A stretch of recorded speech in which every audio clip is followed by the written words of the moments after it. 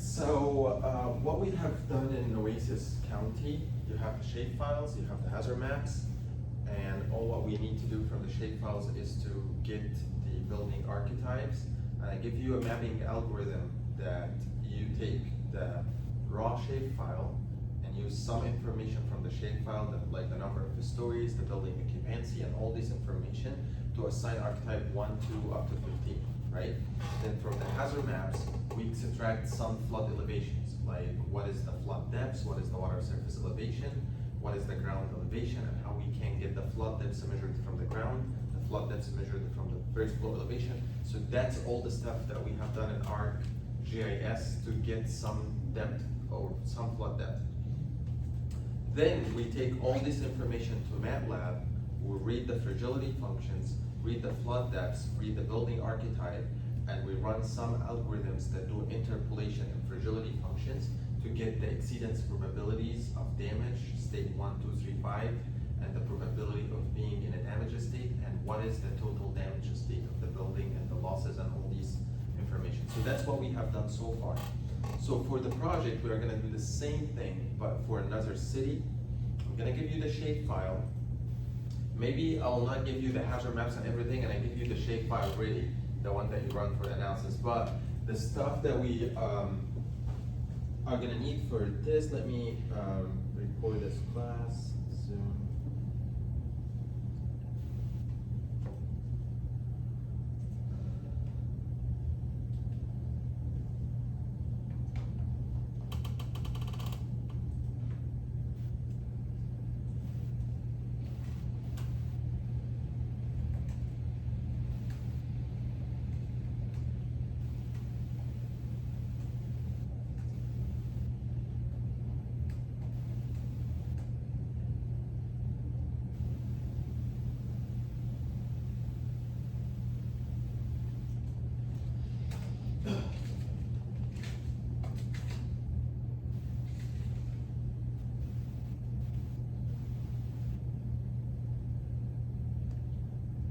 Okay,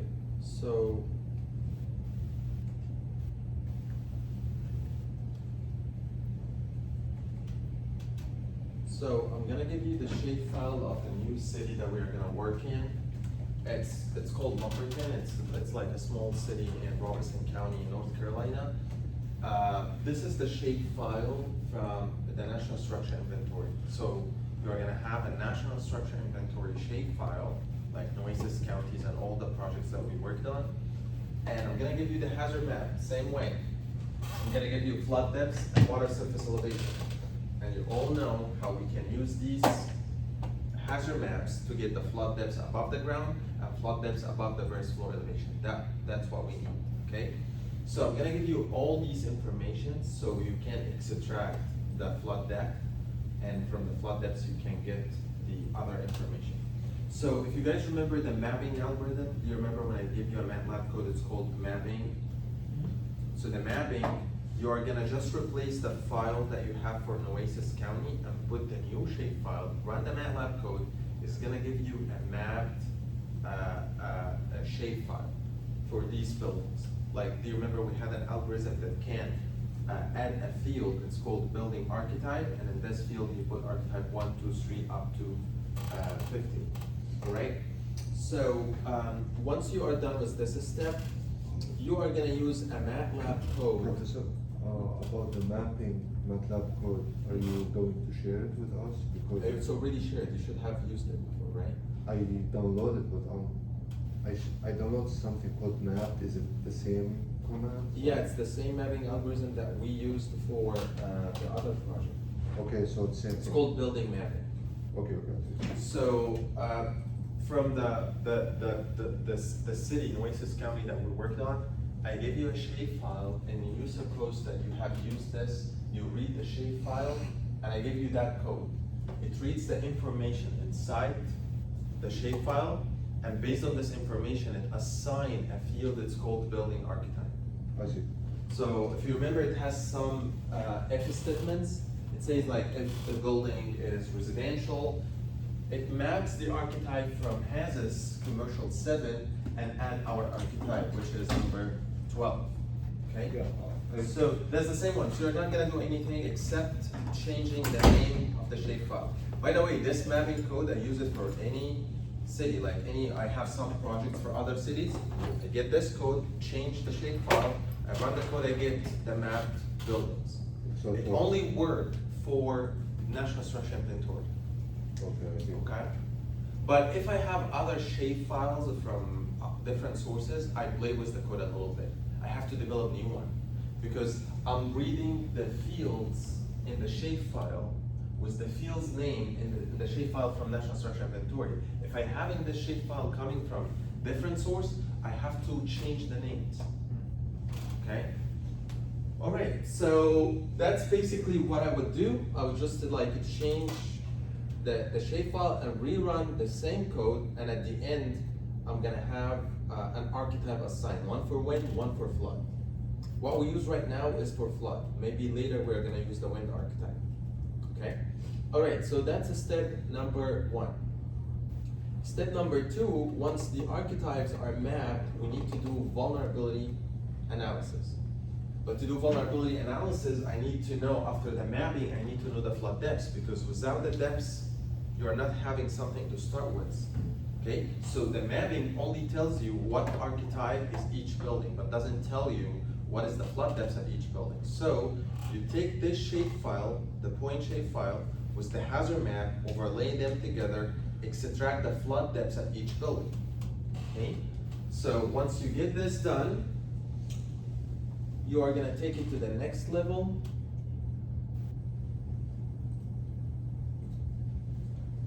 So I gave you a YouTube video to watch last time. You will say, oh, that's like a 6,000 line code, but it's not that way. Actually, it's repetitive. You're gonna see, like it's a very small, but I'm repeating some pieces the same 10 times, and I'm gonna tell you why. So it's not 6,000. You are gonna copy paste a lot of these codes. First, it is kind of a code that is similar to the one that you worked with for Miami, for Oasis County. So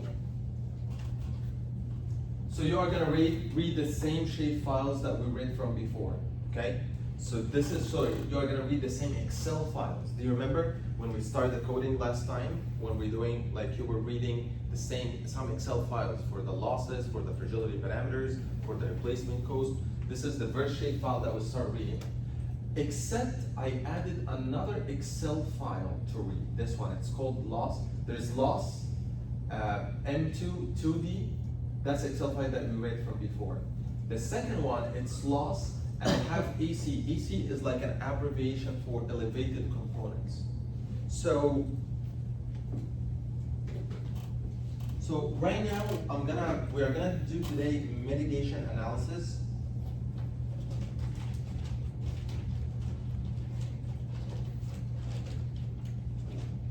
So I'm reading a new shape file. Like let's say, I'm reading Excel files. I have here the flood depths, I have here the losses, and the losses up to 100%, let's say this is 50%. And this is the loss curve, the original one, something like this, all right? And you did some mitigation to the building. What kind of mitigation? Let's say you elevated the water sensitive component, like you elevated the AC unit, you elevated the electronics, like 6 hours before the flooding, the flood warning, you try to elevate every water sensitive components. Like you take all your laptops, your phones, your printers, your TVs, and you put them in the attic, or you put them in the second floor. And your fridge and maybe your stove, you took it and you put it on like a blocks or something, stuff like this. Maybe you will say, as I said before, that's not much, but it can save you $10,000–$15,000. So when you start your recovery after the flooding, you don't have to buy these components again, all right? So this is, if you didn't, this is the original one. If you have all the components in the same original place, but let's say you elevated the water sensitive component, what do you think? This curve is gonna be down or is gonna be up? Down. It's gonna be down? Okay, so let's say it's gonna be here. So if I'm having here, let's say flood depth's 2 meter, and you go up, this is gonna give you, for example, 15%, but the original one is gonna give you, for example, 65%. So you reduced by 20%. So what I did all the analysis for the 15 building archetype, not the 15, the residential, only the residential. I didn't do anything for commercial. Commercial usually don't do anything, all right? Sometimes, some commercial, they build a flood barrier around their building. So they do something, but they don't elevate components. Usually homeowners that they elevate their components, or they take their belongings like the jewelry, the electronics, whatever. All right, so what I did the analysis, and I have one original one, and that's the first Excel file that I'm reading. The first Excel file have the loss function, the original one, and I have another one for the elevated component. So I'm reading both. Why? Because when I do mitigation analysis, I want to do analysis with and without, and I see how much loss reduction that I had for the entire community. Did you guys get that? Okay. So, and then I'm reading the same thing again. I'm reading the depth study, like I'm reading the x-axis. I'm also reading the damage state parameters. If you guys remember the fragility parameters for the 15 building archetype, I have London XC for each one. So I'm reading the same thing. But the thing is, I'm gonna do different types of mitigation analysis. I'm gonna investigate what if the homeowner or the building or the business owner was able to build a flood barrier around the property. What if they used a pump to decrease the water duration? So the water duration, rather than staying a few hours, maybe one day, they are gonna be 2 or 3 hours. How we are gonna do this? So what I'm trying to do here, I'm trying to read not only the 2D functions, but I'm reading the 3D functions. Do you guys remember when we have a 3D losses with flood duration? So reading the 3D functions is a little bit difficult. I did it here on 300 lines. So I can have them in a matrix that I can do operations on. I'm not gonna ask you to write the 300 function, the 300 line. I'm gonna give them to you right away. So I'm gonna give you this 300 lines. You're not gonna write them. So here, look at this. I'm reading archetype number 1, F1. I'm reading damage state 0 up to 4, and it's a 3D, and I'm reading them from Excel sheet. Like if I wanna open this Excel sheet, like here, I'm gonna give you all these Excel sheets. I'm gonna open outside my lab to show you. So this is, I have each archetype in one Excel sheet. Like this one is Excel sheet for archetype 1, and I have sheet number 1. It is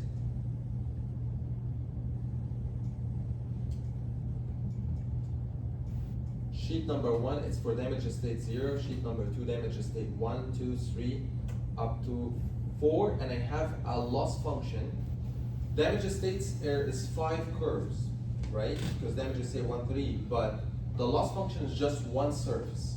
Okay, so I have one Excel sheet for them. So what all these numbers, this is for every point on the x-axis and every point on the y-axis, there is a point. So this is the mesh.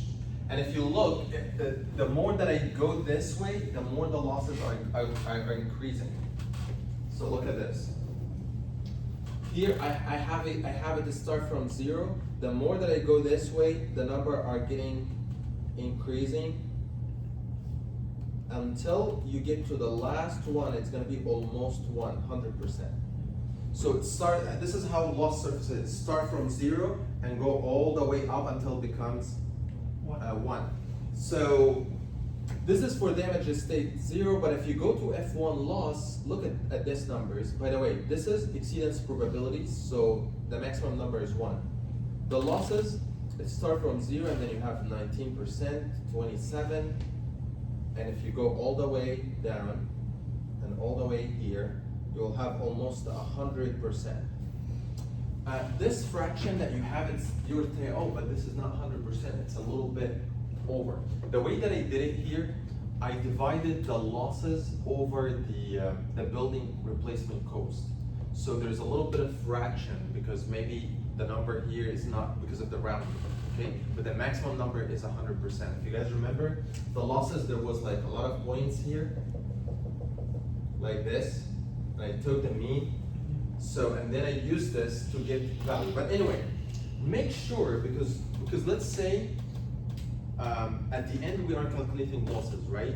So the losses is gonna be like, let's say the building have 50% losses. So if you multiply the number from here by the building value right away, let's say the building value is $500,000, 500,000, and it gives you 50%. If you multiply it from this table right away with the building replacement cost, you have to divide by 100, because these values are 100. So you have to divide 50 over 100, so you get percentage. Because if you multiply 100 by 500,000, that is going to give you 500 million. Okay, so that's why I divide by 100 when I calculate the losses. All right. Okay, so you know the nature of the Excel sheets that we have. It has all the information that we need to calculate losses. Let me close this sheet. Okay, so I read this for archetype 1, 2, 3, up to archetype 15.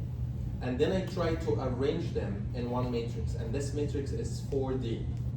Why it's 4D? Because I'm doing a matrix that has the flood depths in x-axis, the flood duration in y-axis, and this is for archetype 1, and this is for each damage state. So we have 5 variables: flood depths, flood duration, flood archetype, and the damage state. Okay? And I did this for all the archetypes, the 15 archetypes. And then I'm doing the same thing with the losses. So I'm reading elevated and non-elevated, and I'm reading them for each archetype from F1 to F15. Then I'm putting them in a 3D matrix.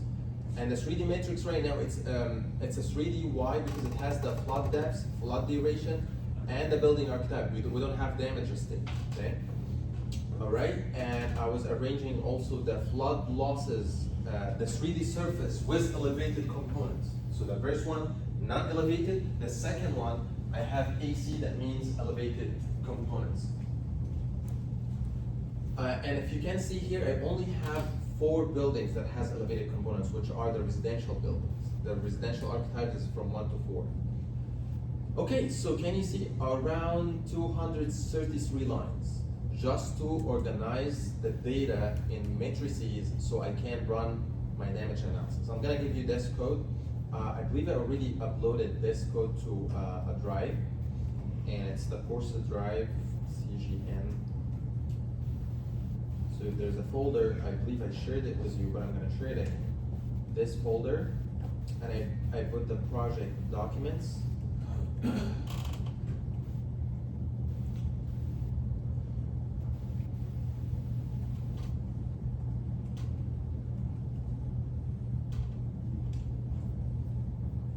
This is the shape file. This is the Excel files that you need, and this is the shape files that you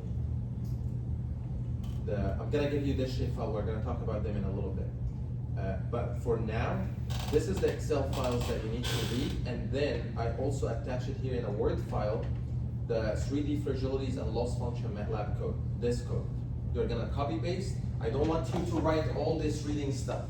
You're gonna write other things. So I give you over 200 lines, you just copy and paste them. Okay. All right. Let's go to the stuff that you're gonna do. All right. So here, this thing, you did it already before in Oasis County. That's the stuff that you have done it before from previous.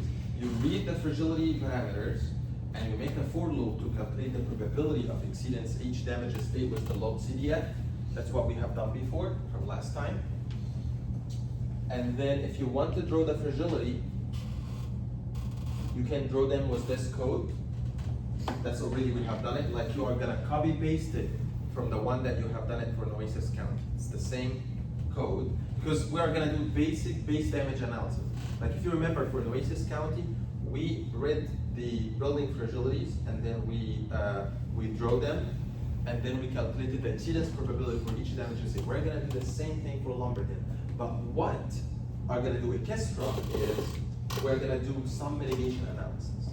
Okay, so that's the extra work that we're gonna do. So you are gonna copy paste the code that you have done it from before, and put it here. Because if I'm running a damage analysis, it's the same fragility. It doesn't matter if it's a city in California or a city in Miami. It doesn't matter, it's the same damage code. All right, so I read the fragility, the 2D fragility here, and then this is a way to draw them. And here I'm reading the shapefile. So the shapefile is gonna be almost the same to the shapefile that you have read from Nueces County. So you're gonna put, like if you remember, that's the code that we had from before. So you are gonna read the shapefile, but you are gonna change the name. That name from Nueces to Lumberton. And these are gonna be the same because you are reading the same fields, all right? And you are calculating the same water elevations, the same way. But try to name the water elevation that you extract from GIS to name them the same names here. Like look at this field. So you wanna name them, make sure that the name here matches the one in the shapefile. Because if you are trying to say, I wanna get the depths in meter and extract the field in the shapefile that has this name, but you named a different name in the shapefile, it's gonna look and it's gonna give you an error because he cannot find a field that has this name. You can name it whatever you want. You can name it depths meter, depths feet, depths M, whatever you want, but make sure when you extract the name that is exactly the same in the shapefile. Okay, so once you do all these extractions, then the loss analysis is gonna start. Let's get back. Yeah, here's the loss analysis gonna start here. Then you calculate the probability of exceedance of each damage state and the losses. And right now I'm doing only 2D damage analysis. Why I'm doing 2D damage analysis? Because I don't include the duration right now. I assume that there is no pumping, like you don't pump the water outside your property and the water is staying as much as it can. And the 2D fragility is designed that the water is gonna stay for, 10 days. But if you have a condition that says that the homeowner used the pump and pumped the water in 1 hour outside of his property, so yeah, I need to go back to the 3D function. So what I'm doing right now is basic 2D damage analysis. I'm not doing any mitigation analysis. So I'm calculating the damage the same way that it was in Nueces County. Like look at this, it's gonna be the same thing. Like if I go back to the code that we have done it before, it is the same thing. Same code, I copy paste the same code. And here the same thing, the probability of being in each damaged state and calculating the maximum probability. So if I go back to Lumberton, this one, so I'm doing the same thing, the probability of being in each damaged state and the maximum one, all right? Is that good? So right now I'm not doing anything new. It's the same thing that we have done it before. I'm gonna do it here, just changing the names of the shape files, all right?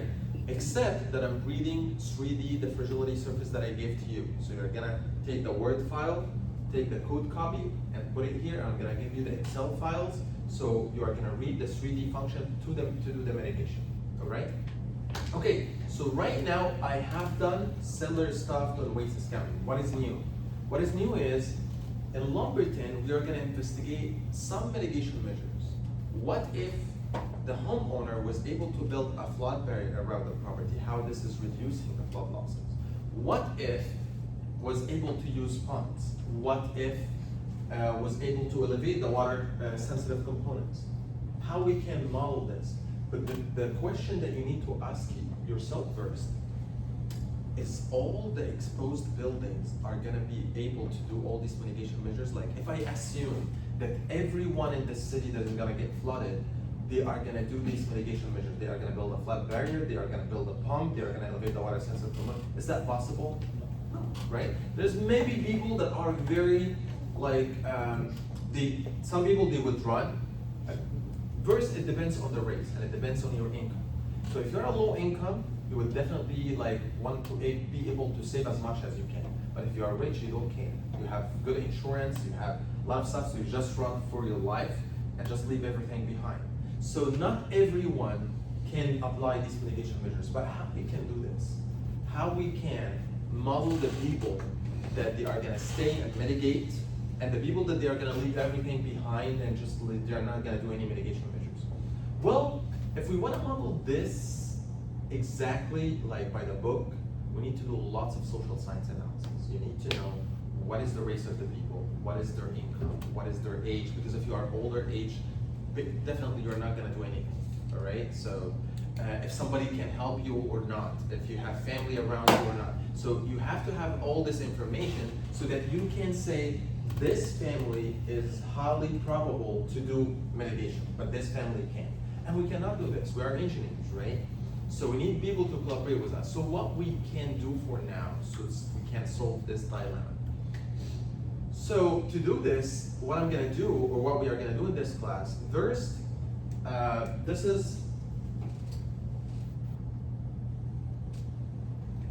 this is Lumberton, and this is the hazard scenario, the flood hazard scenario that came from Hurricane Matthew in 2016.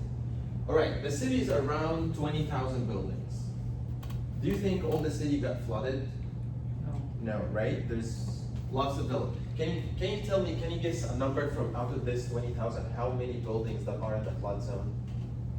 Just a guess. 10%, 8%. 10%, like what? Like what? 20,000 is gonna be 2,000. That's a really good guess. It's around 1,800, 1,900 buildings of the buildings that got flooded. So what we are gonna do is, well, the thing is when we run the damage analysis, it doesn't make sense, or it's gonna be a lot of work to give the MATLAB codes lots of buildings that has zero flood depths. Because every building does not have zero flood depths, the damage is gonna be zero.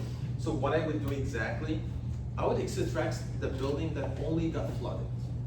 That 10% of the building of this. Why?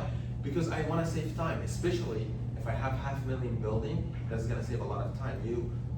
MATLAB is not gonna take that much time. Maybe you can make, if you can make a full loop at first and say the buildings that have zero flood depths, put everything zero, it might save time. But sometimes some people would do, okay, what I'm gonna do, I'm gonna only extract the buildings that are flooded and exclude all the other buildings. And only deal with this building, the 2,000 building, rather than dealing with 20,000 building. That's one way to do it. All right, let's say we have 2,000 buildings that are gonna be exposed to flooding. How we can say that not all of them are applying the mitigation measure? How can I model this? I did it before. The way that I did it, I said, I'm going to, like, let's say that these are the buildings, right? And they are from 1, 2, 3 up to building number 2,000. So what I did, I made a uniform distribution from 0 to 1, okay? And do you guys know what this uniform distribution is? Yeah. Log normal distribution is the one like this, right? And when we do you remember the function that we use norm_rand to pick one random number that follow a normal distribution? Same thing, I can do it in MATLAB. I can do uniform distribution that can pick random numbers. And if you plot, like let's say I'm gonna take 2,000 random numbers. If you plot these 2,000 numbers, it's gonna give you uniform distribution. So I did something similar, and I generated 2,000 numbers that they are gonna follow a uniform distribution. So it gave me 0.12, 0.109, 0.234, or a lot of numbers. And they are randomly distributed.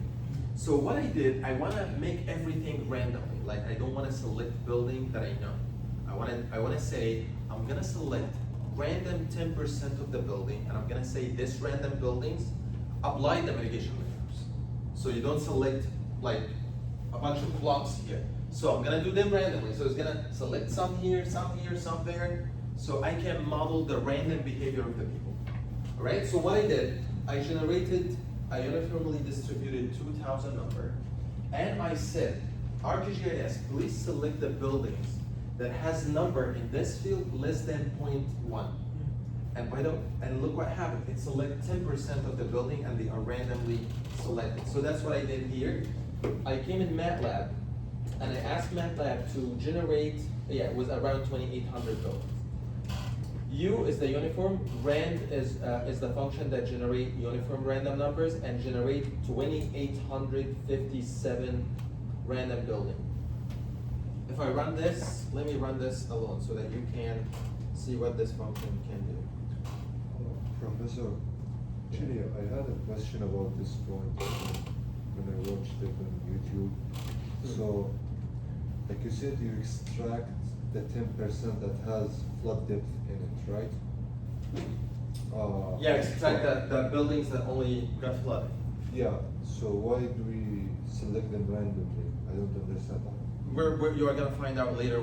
Well, actually explain. I said, the thing is, to know the people that apply the mitigation measures, you need to do lots of social science, okay? So we are gonna try to like find a way around it. Rather than doing a social science analysis, we are gonna select a random 10% of the building and say that this 10% are gonna apply the mitigation measure. And the rest of the 90%, they are gonna do nothing. Okay, so the randomly is for the mitigation. For the mitigation. The thing is, we can select we can select them not randomly, but the thing is, it's gonna be biased. Like when we select them all, the first 10% of the building, they might end up in just one neighborhood. Okay. But this is not what's gonna happen. Maybe somebody here, somebody there. So that's why we did this randomly. And by the way, this is actually how everything in life. Nothing is deterministic. Everything is probabilistic in the whole thing. Like our loads on the beams is probabilistic. Everything is probabilistic. Nothing is certain. But our choice of flood depth, we make an assumption it's fixed. It's not probabilistic, but randomly come from the mitigation analysis. Doesn't come from. What do you mean? I mean, like from our analysis, we choose the 10% that has flood depth in it. So Yeah, it's not yeah. randomly choose. It's not. No. Okay. So we have 2,800 buildings that got flooded, and we picked 10% of the building out of these, like 280, randomly. Okay. Okay, so that's what we did. We picked them randomly from the buildings that got flooded. Oh, I see. All right. Okay, but this is assuming that only these buildings that like. The thing is, when it's gonna get flooded, you don't know if you are gonna get flooded or not. Okay, so maybe buildings outside the selected zone apply some mitigation because they don't know if they are gonna get flooded or not. You know what I mean? Yeah. Okay, so there's some limitations, but it works here. All right, do you guys understand me? The thing is, when it's gonna get flooded, homeowners like let's say, okay, let's get back here and let's zoom here. Can you see this building on the edge? So how this homeowner gonna know he's gonna get flooded or not, and how this one is gonna know he's gonna get flooded or not? It's like there's no way. It depends on how is the flood is gonna happen, right? So our assumption is we're not gonna say that everyone is applying mitigation. We're gonna say the buildings within the flood zone that we have are applying mitigations, okay? Because if the flood was more than what is estimated, this guy is gonna get flooded, the one here, okay?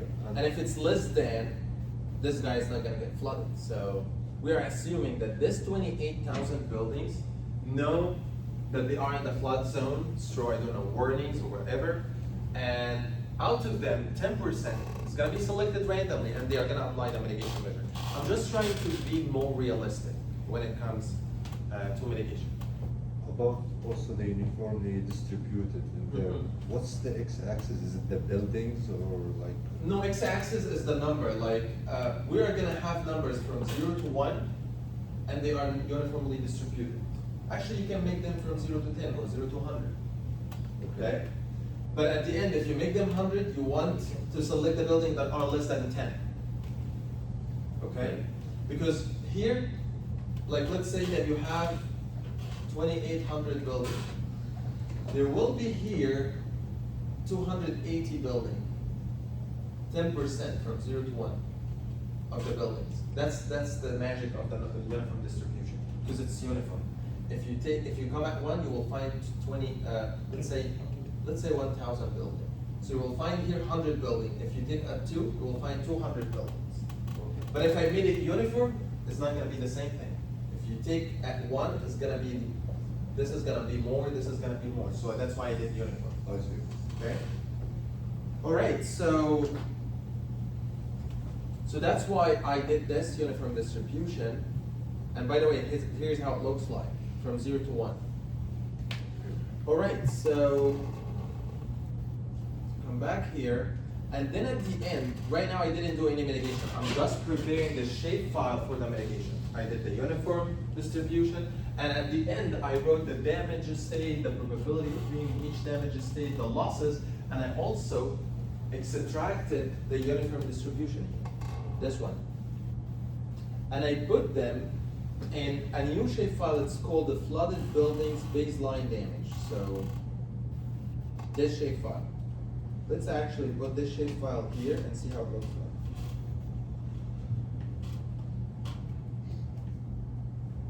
And I'm gonna turn off the old layer. I'm gonna zoom.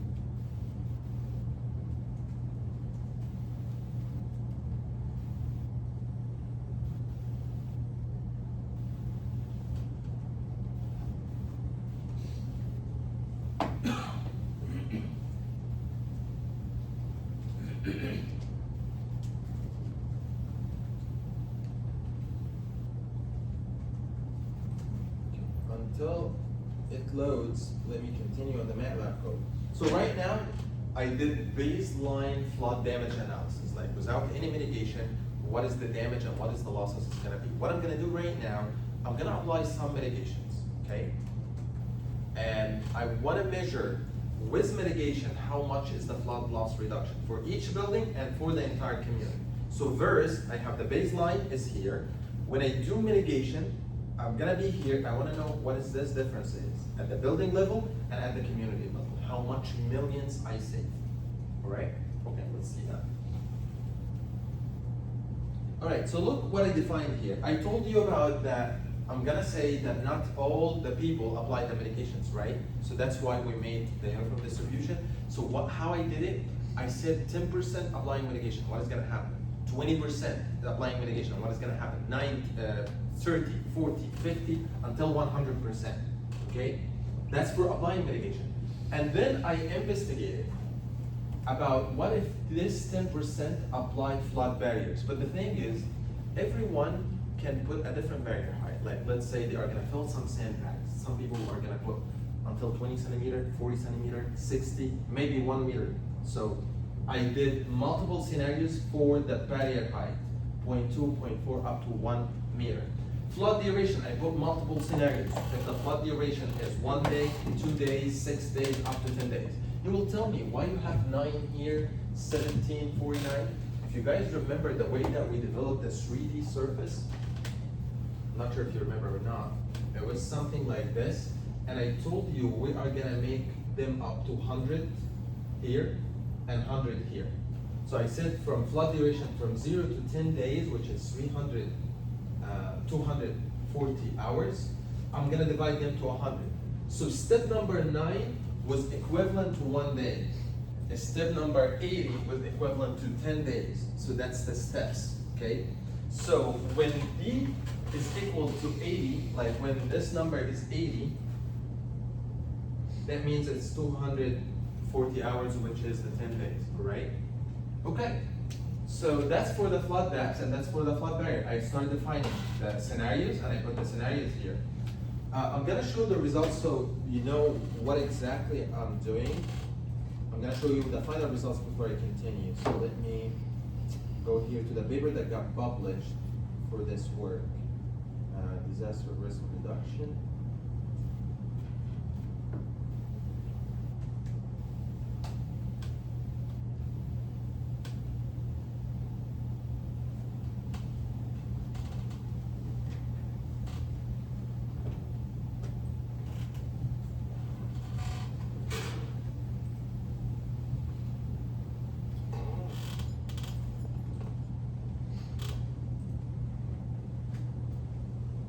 So this is one example of the flood barriers that was for, actually that's from the same city, Lumberton, and that shows in Hurricane Matthew how was there was no mitigation, and Hurricane Florence, there is a flood barrier around. And this is the framework for the mitigation. I might share this paper if you wanna see the sequence. And this is the pumps that have been used to decrease the flood duration, really big pumps. And this is an example of elevating the water sensitive components. And this is the new elevations, the old elevation and the new elevation.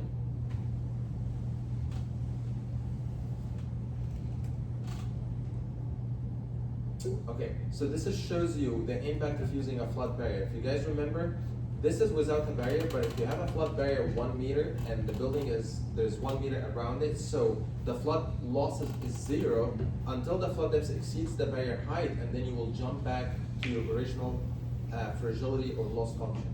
And this is if you have flood duration, so this is like 1 day, 2 days, 6 days, 8 days, whatever. So you take sections, and this is how the loss function look like. The more the flood is gonna stay, the more the losses can go, all right? So this is the methodology, and I'm gonna show you the results right now. And this is the impact of elevating water sensitive components. That's what we drove here, you guys remember? Okay, and this is combination between elevating water sensitive components here and the flood duration. So if you have two at the same time, so I did some combination of mitigation. What if you used bumps and elevating water sensitive components and barriers? So, and here I'm showing my flood simulation, and here's the combination. I did 320 mitigation scenarios. Look, I investigated flood barriers and bumps, and this is the barriers, and this is the pumping scenarios. And I did bumps with elevating water sensitive components, and did barriers with elevating components, and did barriers with bumps, and I did all of them. And by the way, all these mitigation measures has been applied to 0%, 10%, 20% of the building, up to 100%. Can you measure how many scenarios? Like I did this with this, and the whole 10, and this was the whole 10, this was the whole 10. Many scenarios, okay? And here, I want to show the final curves. This is how the final curves look like. So this is, for example, showing you the impact of barrier heights. And if the barrier is number 1, scenario number 1 is 0.2, 0.4, 0.6, 0.8, up to 1 meter. Okay, so that's scenario number 5, 1 meter flood barrier. And this is if the 0 of the building applied mitigation measures, that means the losses is $132 million. But as soon as more people apply mitigation measures up to 100%, the losses can go down until like $87 million. So you are saving, I don't know, over $14 million in flood losses if the 100% of the buildings are applying the barrier. This is for the pumps. If you pump the water, scenario number 1 up to scenario number 5. That's the curves that I'm looking for after you finish the analysis. But let's get back to the MATLAB code to see how we can get this results. All right, so I define the scenarios that I have, and then I'm reading the verse shapefile. And look, how did I name the shapefile? Before, I named the shapefile S. Like if I go back here, I read the shapefile S, shape read, flood buildings. Right now I have 10, let's say 9. Why I said 9? Because I already the 100% is the whole base. Like if I say 100% of the building, that's all the buildings. So I already did the baseline flood. So I do from 10%, 20 up to 90%. Okay. So right now I'm reading a shapefile that has 10% of the building. How can I get the 10%? Look what I'm gonna do. I'm gonna go to the shapefile. I'm still loading. Come on.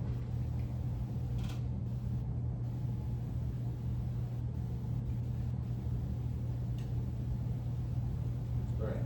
So that is. Oh, it doesn't have the uniform distribution.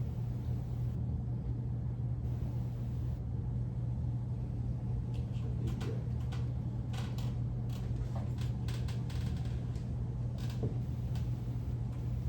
Oh, that's flooded buildings, J1.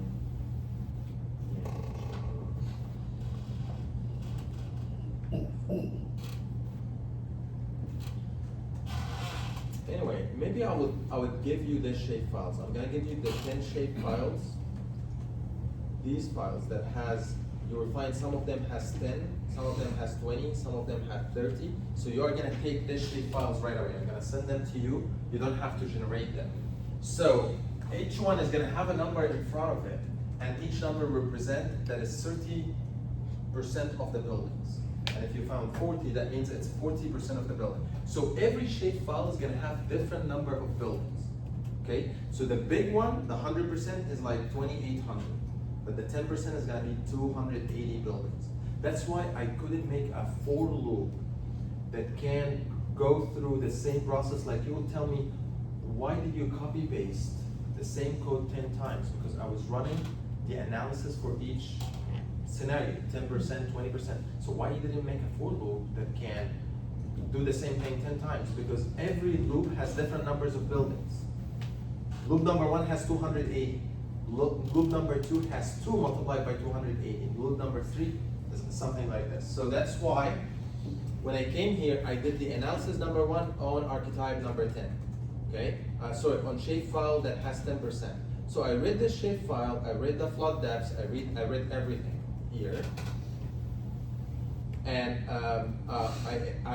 once I have done this, by the way, you are gonna do same thing that like the reading of the shapefile that we have done it before, right? And then you calculate the flood depth is, and then you make the flood depths that are less than 0. Like if you have a flood depths that are negative, make them 0. And then here, I'm defining some matrix, or I'm preparing some matrices to fill them. Do you remember when I told you we prepare the matrix before the calculation? So I'm gonna calculate a matrix that is gonna have the loss for barrier number 1, that is 20 centimeter, for 10% of the building. And I'm gonna do the same thing for barrier number 2, which is 0.4 meter, for 10% of the building. So that's the scenarios. So that is gonna have the losses for each barrier for the 10% of the buildings. And I'm gonna do another one that has the loss reduction. So what is the difference between loss and loss reduction? The loss is the one that we are gonna calculate from here. This is base, and this is the scenario. The loss reduction, you are gonna calculate the difference. So in the new matrix, you are gonna put the difference between the base and the mitigation, so that we know how much did we save. And this is gonna be for every building. That's why you will find here is a matrix. Then at the end, I wanna know how much loss reduction total for the entire community. And this number is not a matrix, it's just one single number. Why? Because I'm gonna sum all the flood loss reductions for the 280 buildings and sum all of them together and get one number. I wanna see how much millions I saved for the entire community. So I'm preparing these matrices because I'm gonna fill them right now. So that's why I named them and I put zeros. And now I'm gonna start the analysis. So here I'm starting a for loop. This for loop, the first thing that it's gonna do is gonna run analysis at the length of the shapefile that I have. If I have 280 building, I'm gonna put here 280 building. That's why I told you I can't make the same for loop for every shapefile, because every shapefile has different numbers of buildings. So this number needs to be different for each one. So rather than I put 280, I put the length of the building as 10. And by the way, I created this thing in a way that I can copy paste and I can replace the 10 and make it 20. So you will find right now, if I have this done and I want to do the same process for the 20% of the building, you're not going to write the code. You're going to copy this code in a separate MATLAB file and search number S10 and replace it with S20. And then you paste it again. And you do the same process 10 times or 9 times, so you don't have to write the same code again and again. For example, let's say I'm doing this mitigation for 10% of the building. Look here, I'm doing the same analysis for 20% of the building, writing the same code. And it's around like 200 lines. And another one for 30% of the building. Look here, 30. And you scroll down, you will find I'm writing the same code again for 40% of the building. So how can I do this? I'm gonna take just this piece of code, for example. I'm gonna take a Control-C and I'm gonna put it in a new one here. And I'm gonna say Control Find, and I'm gonna replace any name that has S30 and replace it with S40, for example. And I'm gonna say replace all. So that's why the organizing the code makes you more efficient. And then you're gonna take it, copy paste and throw it, and you do it for S50. Copy paste and throw it. Yeah. Don't you have to also replace the shape read file with 40 or no? Yeah, you should. It didn't replace? It didn't replace it, no. Oh, because it doesn't have S. You know, if I have here S, so it could have done it better. Like, so I have to put S here. Professor, can we zoom in just a little bit? Oh yeah. We cannot see. Alright, let me go home. Settings. Phones.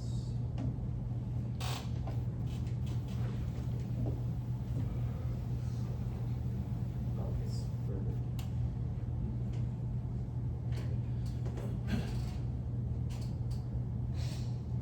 Is it much better now? Yeah, it's pink. Okay.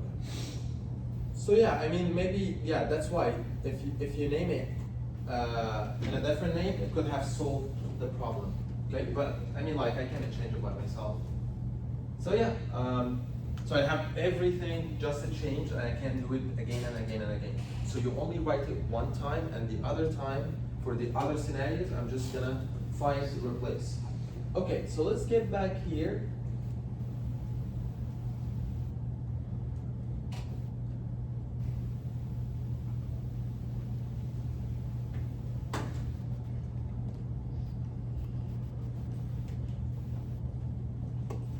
Yeah, I'm gonna explain the code because I didn't explain it. So let me go back here. All right, I have the scenarios for the flood barriers and the scenarios for the flood depths. Let's just start with, let's say that 10% are only applying mitigation measures. So I read the shapefile that has 10%, and I read the flood depth, and I read everything so I can do the damage analysis.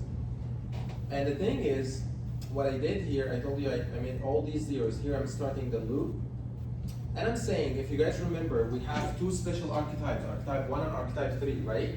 So that's why I'm making an if statement special for archetype 1 and 3. Do you guys remember why 1 and 3 is special? Because it has a crawl space foundation, and the flood depth is measured from the ground. Other archetype, the flood depth is measured from the FFE. So that's why you will find an if statement just as special for these. And by the way, you can copy paste the same thing again and just replace that they are not archetype 1 and 3. Like if you go here, you will see once I finish the F loop, this F1, and I go down, there is else here, and do the same thing again for other archetypes, except when you do the interpolation, use the flood depths measured from the FE. Okay, so let's get back up there again and see what we have here. The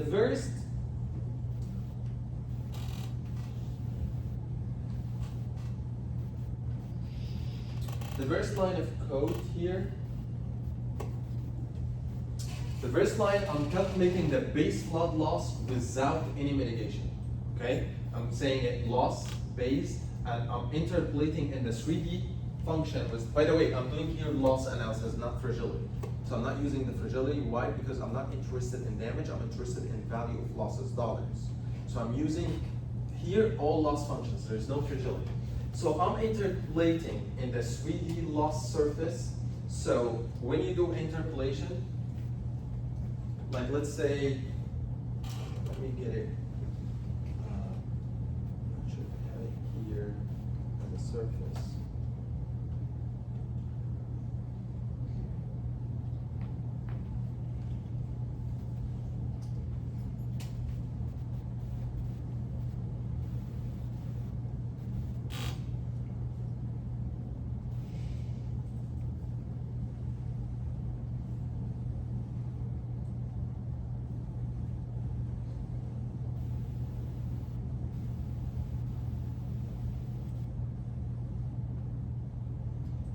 Well, the thing is, we're gonna do interpolation right now, but the thing is, you will tell me, why we're doing 2D interpolation in a 3D loss surface?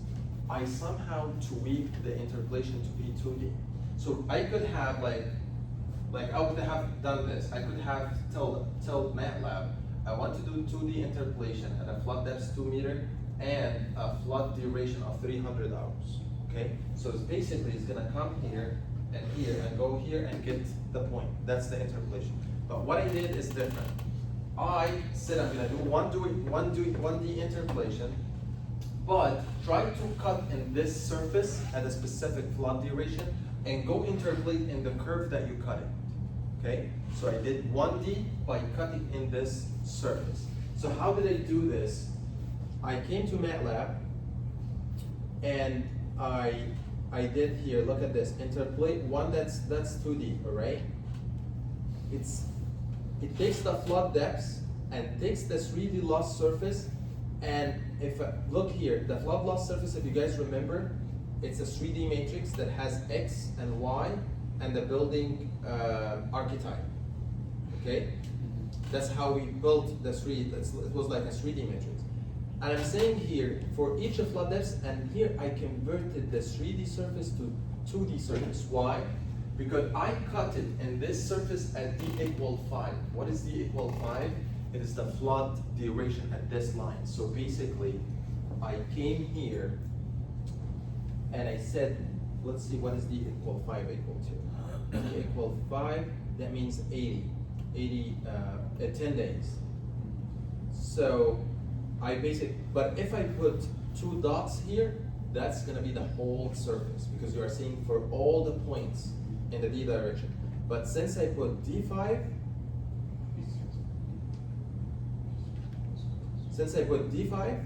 that means I'm only interested in the numbers that are in D5.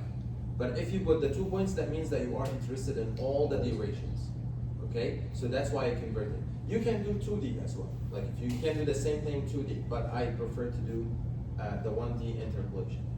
Alright, so I'm interpolating in this surface and take the flood depths measured from the ground elevation and go inside this surface at the flood depths and calculate what is the loss value. And when you calculate the loss value, multiply by the building value and then divide over 100. Do you guys know why we divide over 100? Because it's 100, it's not point percent, it's 100 values. So it's gonna be 50 over 100 is gonna be 50% and multiply by the building value. So right now I converted, let's say if I didn't multiply by the building value, what is the value that I'm gonna get? It's gonna be percent, it's gonna be like 50 or 20, okay? But let's say I put over 100 without the building value, it's gonna be 0.5 or 0.2. Once you multiply by building value, it's gonna be 0.2 multiplied by 500,000, and it's gonna be a value like $50,000. All right? Okay, so this is how I calculate the base flood losses. This is without any mitigation. Let's see how I did the mitigation. Very simple, very easy. I said, if the flood depth is less than the barrier height that we are investigating right now, which is HB1, the 0.2 meter. Okay, if you have a barrier 0.2 meter and your flood depth is less than the barrier height, what's the amount of losses? Zero. But what if the flood losses is more than the barrier height? It's going to be the basic flood loss. So I said if the flood depth is less than the barrier height, the flood loss for barrier 1 is 0. But if not, do the same interpolation again and calculate the basic flood loss. This one. Okay? Alright. And I did the same thing again. Here after I finished this step, I calculated what is the amount of flood loss reduction. I told you we're calculating the loss, the total, this total, and this one, the base, like here and here, okay, for each building. Then the next step, I'm gonna calculate the loss reduction. How? I subtract the loss from barrier number 1 minus the loss from the base minus the loss from barrier 1, okay, for each building. It's gonna give me this value for each building, right? So that's what I did here, the loss reduction. And then I did something, it's called the loss total. And look here, I don't have matrix for the loss total because it's just one number. I said, once you calculate the flood loss reduction, put it here, okay? And then every loop keeps summing them on top of each other. Like once you finish, the thing is, look at this. Let's say that we are starting the analysis. So the flood loss reduction is 0, right? Before we start the analysis. So loss reduction total, the start one is 0 because we define it as 0. And then we calculate the first loss from the first building, it gives us like $50,000. So we put it here, 0 plus $50,000 is gonna be $50,000. Then you run another loop. By the way, when you put 0, look, this two is the same. When you put 0 plus $50,000, it's gonna give you $50,000 here. When you run the second loop, your starting point is 50,000, and then plus 20,000 come from the next building, so you are gonna be 70,000. So basically, this one is keep summing on top of each other. Every loop is stored in the loss total, stored in the loss total, until at the end of the loop, here you are gonna have all the losses from all buildings.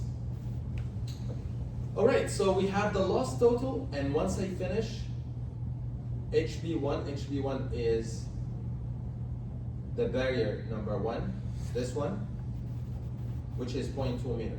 I'm gonna go next to barrier number 2, which is 0.4 meter, and do exactly the same thing. And by the way, you can copy paste. Like what I would do, I would copy the same code from barrier 1,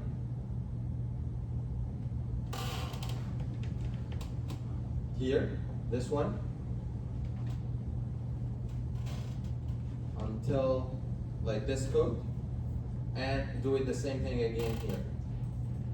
If the flood depth is less than barrier number 2, put 0, and then calculate the flood loss, and then calculate the flood loss reduction, and then calculate the flood loss total. And do the same thing for barrier number 3, barrier number 4, barrier number 5.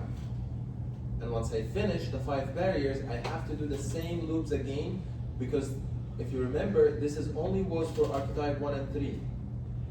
So we are going to do another loop, another statement if it's for any other archetype, if it's for archetype 2, 4, 5, whatever. But the difference is archetype 1 and 3, look, all the flood depths are measured from the ground elevation. Here is the same thing, but the flood depth is measured from the FF.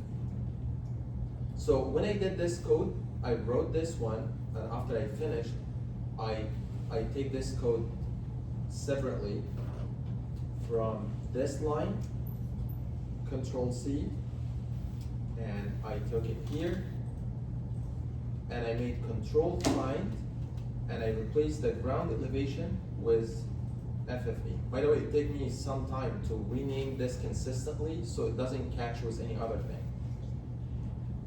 So if I replace all, let's see what we have. You will find here it has FFE, here it has FFE. They all have FFE now, rather than the ground elevation. You can do whatever you want, but I'm just giving you tips how to do it efficiently. Alright, so once I done this, I did the same thing for all the building archetypes, and here I have FFE, and I did the same thing for barrier number 1, barrier number 2, 3, up to barrier number 5, and I keep calculating the same thing, the flood loss, the absolute flood loss, and the flood loss reduction, and the total flood losses. Then at the end, once I finished, by the way, this is only for 10% of the building. We didn't get to the 20%, okay? So this is how we do it. For the 10% of the building, we have the base flood loss, and then the flood loss that comes in from each barrier, okay? Then I put them in a matrix. So I put the flood loss reduction total for barrier, like look here. In a 2D, actually this is a 1D matrix. It's for the 10% of the building, I have 5 scenarios, 1, 2, 3, 4, 5. Each scenario has the flood loss reduction total if the whole community used flood barrier 20 centimeter. And scenario number 2, if the flood barrier is 0.4 meters. Scenario number 3, scenario number 4, scenario number 5. And that gives me the numbers that I need to use for this curve. Scenario 1, 2, 3, 4, and 5. Okay? And by the way, this is only if 10%. Where is the 10%? This line.